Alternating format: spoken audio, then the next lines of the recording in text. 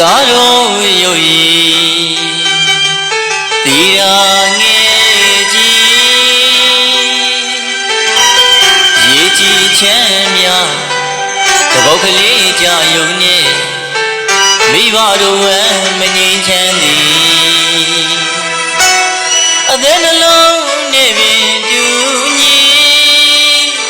ကြီးမားသောမေတ္တာကုန်၏ဒါကြောင့်လေ